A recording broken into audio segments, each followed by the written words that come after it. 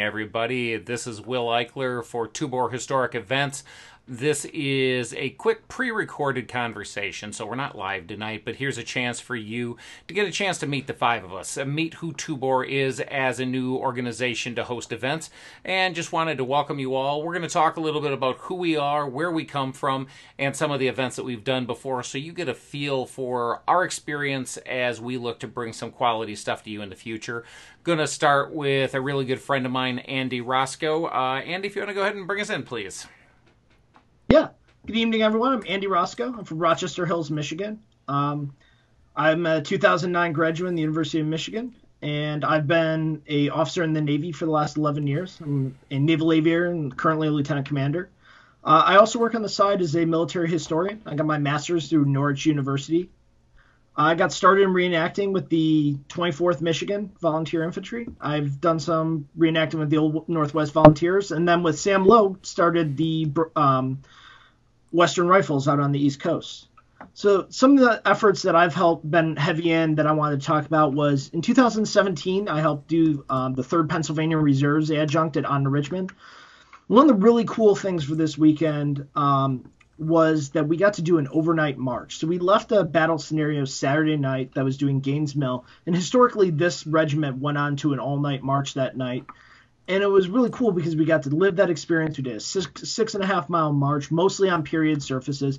This is a really something that I've not seen in the hobby. It was a really cool thing to get to bring to life and really get people into that part where they're tired on a campaign. The next year, in partnership with Petersburg National Battlefield, we did a living history there doing the Independent Battalion Wisconsin Volunteers, which is the remnant of the old 2nd Wisconsin. We did a couple cool things. We were doing a provost marshal impression because that's what that battalion was doing. We had some Confederate prisoners there. We went very heavy on first-person scenarios and impressions. And one of the cooler things is we did a lot of battlefield walks because it's important that the reenactors get a good idea of when we're on doing a living history on battlefield, get a good idea of what the history of the battlefield is too. And then this past year, I've helped put on the adjunct for the 2nd Division 6th Corps Sharpshooter Battalion at Shenandoah. That was really cool because it's a unit not many people know about. I've personally been doing research on it as a historian, and it was cool to get to bring that to life. So. Cool. Well, thanks, Andy. Pass it over to buddies from West Virginia, Broadside Mess, Stephen Pavey. Go ahead, Stephen. Hey, everybody. My name is Stephen Pavey. I am from Scott Depot, West Virginia, which, if you're not too familiar, is between Charleston and Huntington, West Virginia. I reenact with the Broadside Mess and have been doing so for probably about the last 8 years, I think. I started in the hobby back in 2003. The 140th Gettysburg event was actually one of my first events I ever participated in.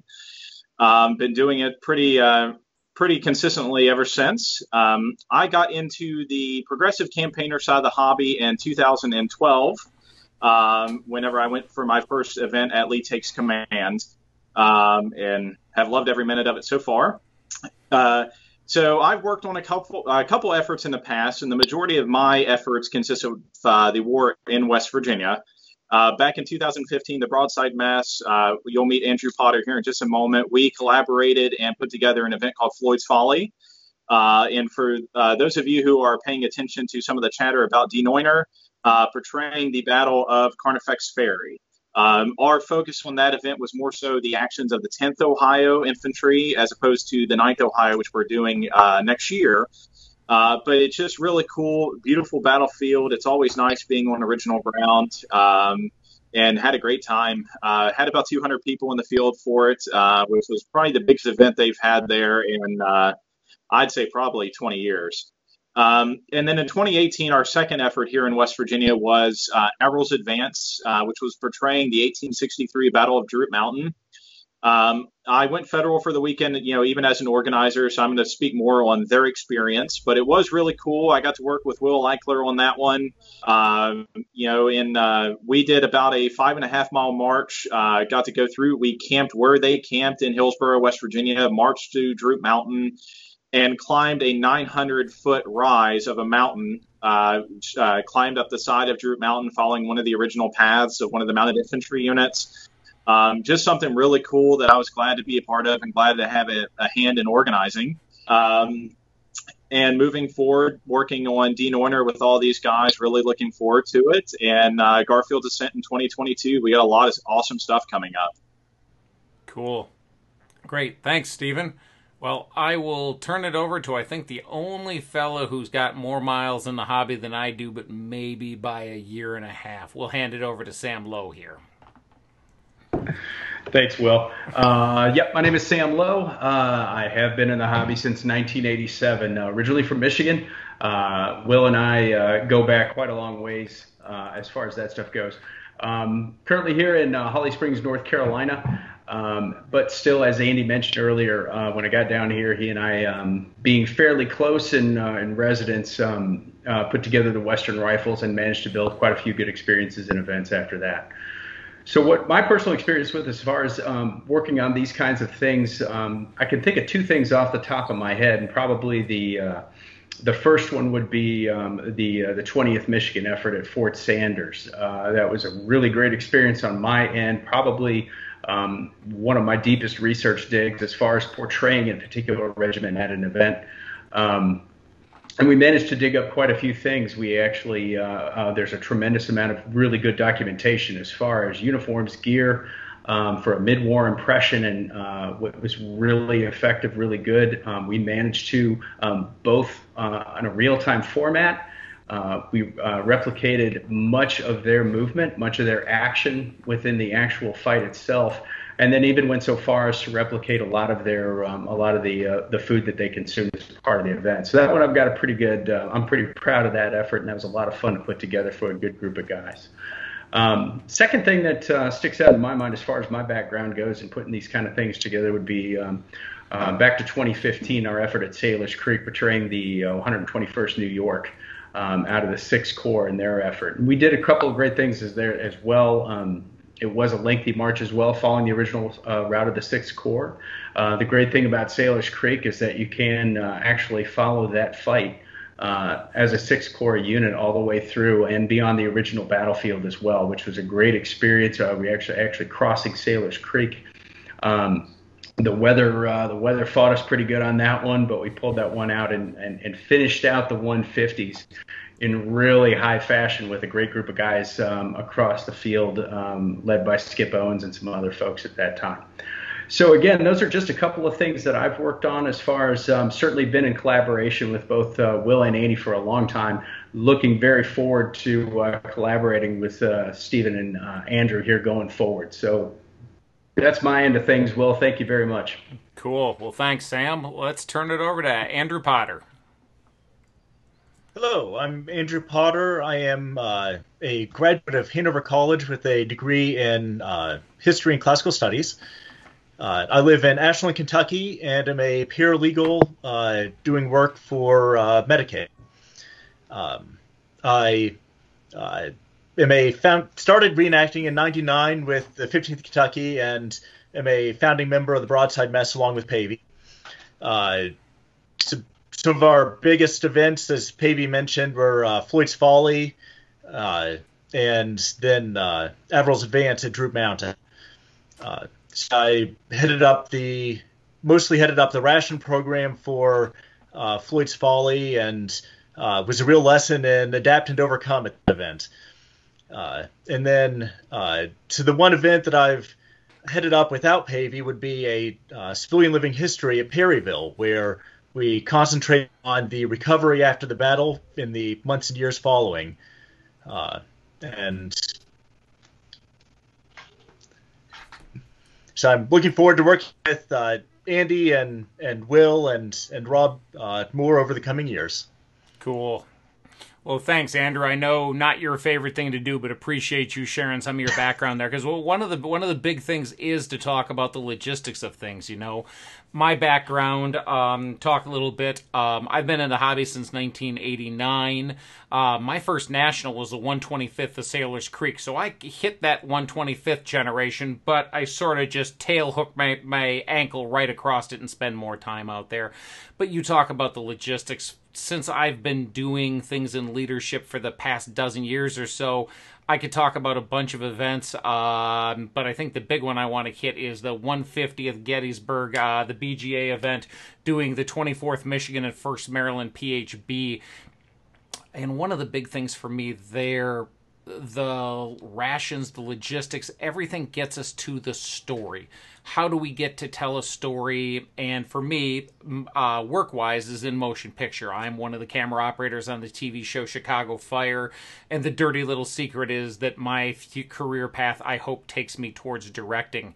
Whether a camera operator, a director, or a member of THE, what's the story, what's the story, what's the story? And we need all the pieces to get to that. We need the research, we need the logistics, we need the layout of the Army. One of the big things for me in the past couple of years I've noticed, and I watch for, is I want to start an event so that when we step onto the field, when we hit the go live part, when we hit our first camp, whatever says go to the organizers there, when we take our first breath there, it's not our first breath there. We're portraying men who took the breath before. We just didn't happen to be there to portray them. How we make that story and how we get that all the way through. So one of the things we did at BGA that I was really proud of is for the entire 230-man regiment, we got letters to every man in the regiment. And this wasn't mail call. This was in a letter from a man in the actual 24th Michigan saying, "Hi, I'm so-and-so, you're portraying me this weekend. Here's what we know about my story." And in the case of a little over 80 of those men, thanks to a friend of ours who did some research into pay documents and other such things, they actually had that man's signature signing that letter. I did the lettering of we used a period font and it typed on the inside, period font printed on the inside, but we hand addressed all the letters, and I think I probably did 150 of those 230 myself personally. How do we get to the story? How do we get to an experience? Denoiners, for the 9th Ohio, the 22nd Kentucky US, the 5th Kentucky CS at Garfield's Ascent. How do we find those stories? How do we do that? And so, Potter, you talk about doing rations, Pavey, Andy, Sam, of course, with everything you've put together. I mean, you guys were so kind at Fort Sanders. I wouldn't let you guys live it down. You made sure the beans were soaking for me before we got there. So I see you laughing there, Sam. Everybody gave me a hard time, but it was part of making that dinner happen because I had to fly in for that event. And in order to make it ready, somebody had to have it ready for me. I think the big thing to say, gang, this team has worked together for a long time. Sam, me, and Andy, Pavey, and Potter. And then it started to cross over because all of us worked on Averils together, whether we could make it or not. All of us have worked at different capacities in OTR. When I commanded when I organized the 137th New York for Ivan Ingram, who would go on to be brigade commander at Wauhatchie, and built all that out. Stephen helped me with that as the adjutant. We've got a world of working together, and I'm looking forward to working with these other four gentlemen to help tell stories and help create stories that you guys want to come. Fellas, is there anything that I missed or anything anybody wants to throw in here? I mean, I'll just say that,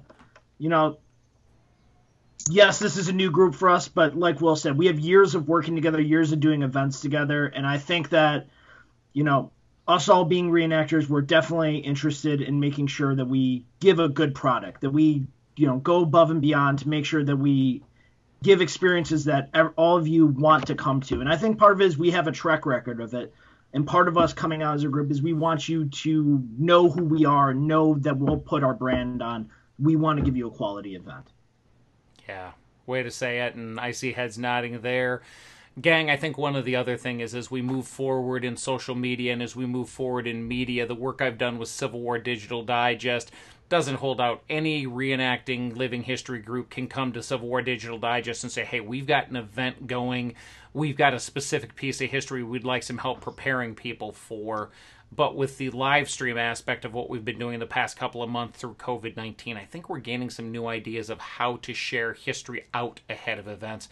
And we're talking about some ideas here, and we're looking forward to bringing you some new ways to look at history ahead of events to get you ready for events, to pump you up, and also just help you know a little bit more. What's that story you're going to help tell for yourself and for your buddies around you? So, well, we've taken a little over 15 minutes of your time, and that's more than enough. I hope you have enjoyed the time with us. I will say thank you to my fellow compatriots in Tuebor Historic Events, and whether it's Denoiners in 21, Garfield's Ascent in 22, or other things coming down the road, we'll hope you join us, and we're looking forward to joining other folks.